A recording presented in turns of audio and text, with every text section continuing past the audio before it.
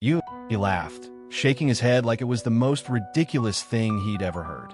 You're the one who's supposed to approve this contract? He looked at me like I was a janitor who had wandered into the wrong room. His laughter faded the moment I pulled out the folder with his company's name on it and closed it. That was the moment he realized the man he called a failure was about to decide his future. I hadn't seen her in almost 4 years. The last time we spoke, she was walking away from me, heels clicking on the pavement outside our tiny apartment, dragging a bright red suitcase behind her like a badge of finality. Her words still echo in my head sometimes, especially on the quiet nights. You're too safe, Michael. Too boring. I need someone with drive, ambition, someone who can give me the life I deserve. She had packed up our 2 years together and left. No goodbye kiss, no tearful hesitation. Just a final glance back with that sad smile of hers, like she was doing me a favor. And maybe she was, because when I saw her again, 4 years, one heartbreak, and an entire empire later, I barely recognized the woman sitting across the glossy conference table. Let me rewind a little. My name is Michael Grant. I'm 33, and yes, I used to be broke. After college, while most of my classmates chased titles at Fortune 500 companies, I stayed behind and opened a modest tech startup in my garage. It was just me, a $300 laptop, and enough ramen to survive a nuclear winter. Everyone thought I was wasting my degree. Rachel, my ex, used to say, "You're smart, babe. You could be making 6 figures already. Why are you playing around with this app nonsense?" She never believed in me. That part stung more than her leaving.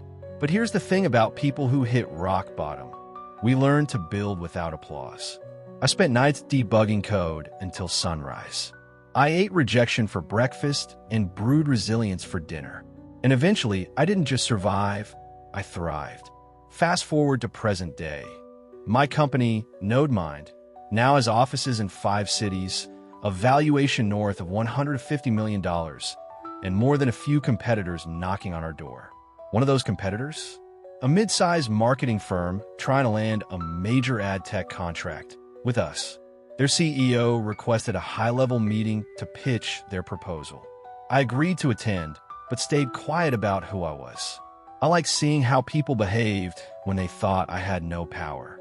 So when I walked into that conference room, wearing jeans and a soft-shell jacket, looking more like a startup intern than a founder, I didn't even look twice. Until he did. Her new boyfriend. Tall, polished, smirking like he owned the place. The kind of guy who wears expensive watches not to tell time, but to tell status. And standing right next to him, her arms lightly looped around his, was Rachel. My Rachel. Well, not anymore. She gasped when she saw me. Her mouth opened a bit, eyes darting up and down my outfit like she was scanning for weakness.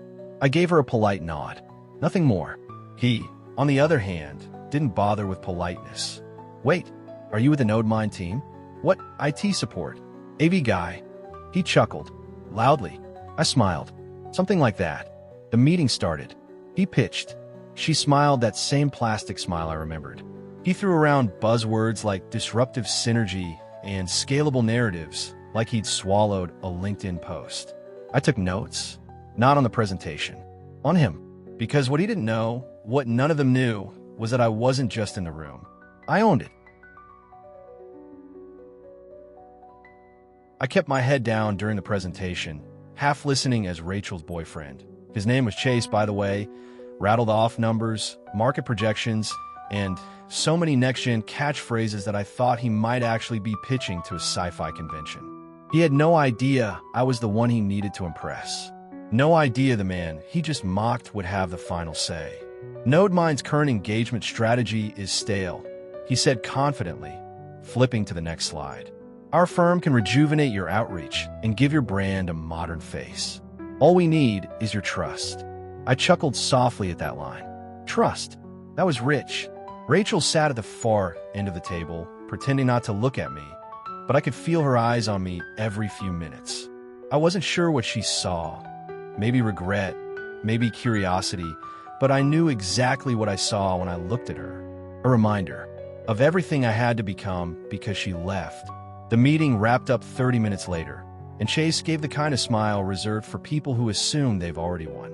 So, do we speak to your supervisor, or, he asked, turning to the man sitting next to me.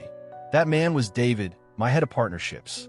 David raised an eyebrow and nodded toward me. You should speak with Mr. Grant.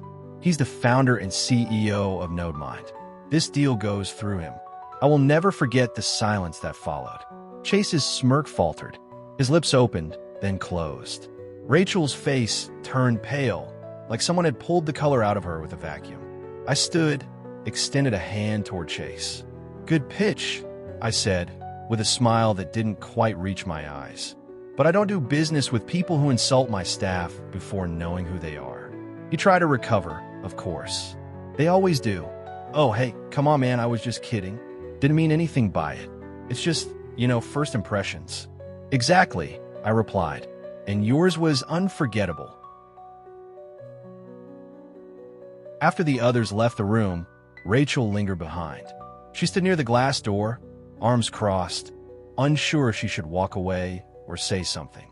Finally, she spoke. You really made it, she said softly. I didn't think. I never thought you'd become this. I shrugged. That makes two of us. I wasn't trying to hurt you back then, Michael. She trailed off. I needed something solid, and you were still chasing dreams. And now I am the dream, I said, not out of spite, but because it was true. She winced at that. Chase didn't know who you were. If he did, he would have treated you differently. And that's the problem, I said. If respect only shows up when money enters the room, it was never respect to begin with. She nodded, slowly, eyes glossy. I think about you.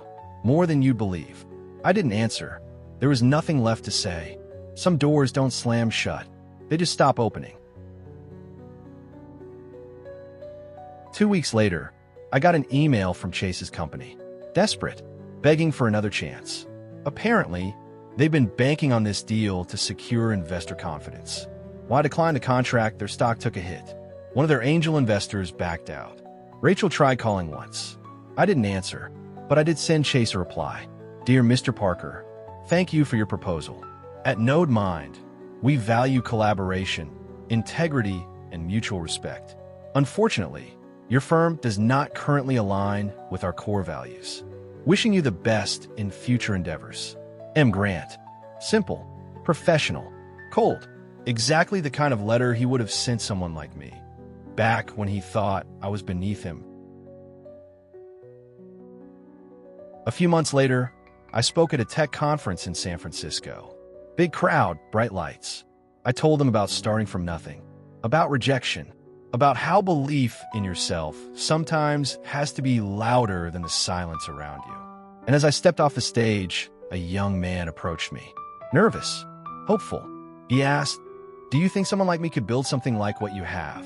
I smiled, remembering my younger self. Unshaven, underfed, underestimated. You already started, I told him. The rest is just persistence. Because in the end, it was never about revenge. Not really. It was about becoming the kind of man who didn't need to prove anything to anyone. Especially not to people who once called me a failure.